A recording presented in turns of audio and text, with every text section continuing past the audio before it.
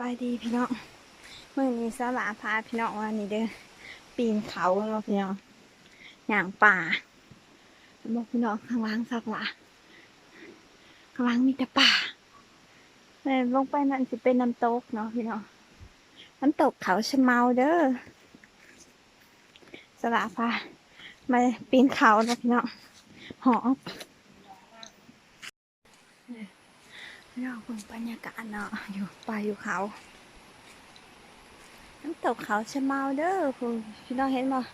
ข้างล่างสิเป็นน้ำตกตอนนี้เรากำลังสิย่างขึ้นข้างบน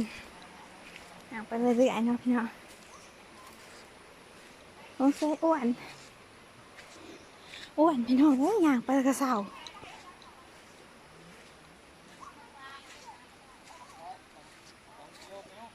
ไปบอกระวังน้ำป่าเนาะพี่น้อง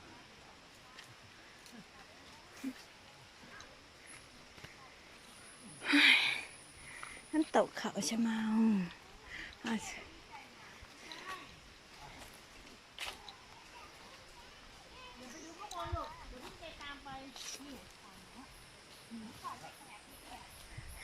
พี่สิเราจะไปวังมัจฉาใช่ไหมคะ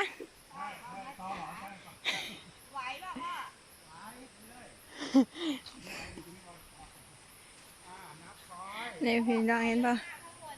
วังมัจฉาอีก200จังสิพี่นายรอใครเหรอคะอ๋อพี่ยิงใจไปดูแนวนี้ปีนเขาต่อขึ้นไปอีกเนาะพี่น้องวังมัจฉา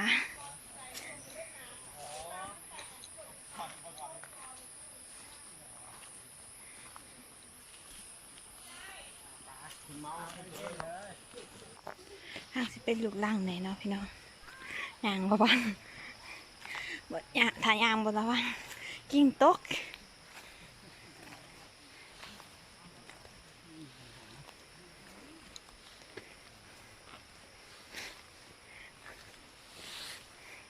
มาย่างออกกำลังกายกับสลาเด้อ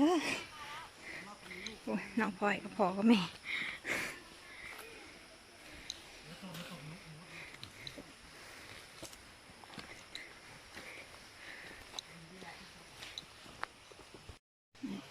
อาพิชิตถึงวังมัจฉาเลยเด้อพี่น้องนี่วังมัจฉาหอดวังมัจฉาแล้วพี่น้องนี่วังมัจฉาพี่น้องวังนี้สิบ่อนนี้สิมีปลาหลายเดินหอดวังมัจฉาเราก็พอแล้วเพราะว่าลงไปขึ้นไปอีกข้างบนมันสิมีอีกหลายแต่ว่ามันไกลเนาะพี่น้องเขาก็เลยพิชิตหอดแต่ว่ามันช้า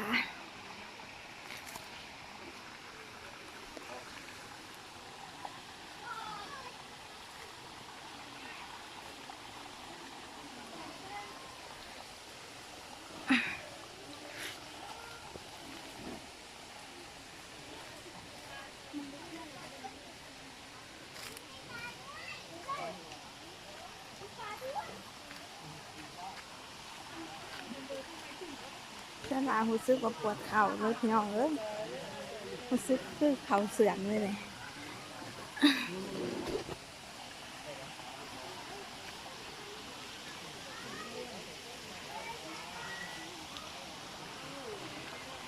่เสียงพี่น้องบนปลาเนาะเห็นปลาปะนกมาของเต้นตื้นนกมาอยู่ไปก็ตื้นพี่น้องเห็นว่าปลาสีดำ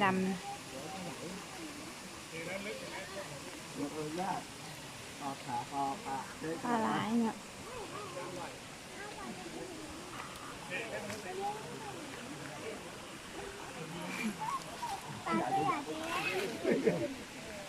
อยากเลยอยากเลยทำดิ้นเหรอเอาปลาจะหนีเปลี่ยนน้ำเลยมาเลยค่ะมันสนุกไปหาขึ้นเลยไป ไปไหว้ก็ได้ไป